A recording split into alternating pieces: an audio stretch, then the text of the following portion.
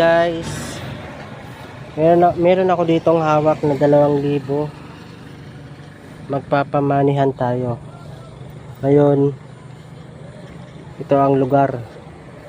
Kayo nang bahala kung saan to. Yan o.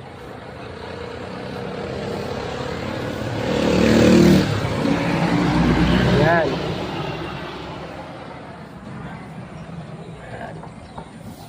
Tapos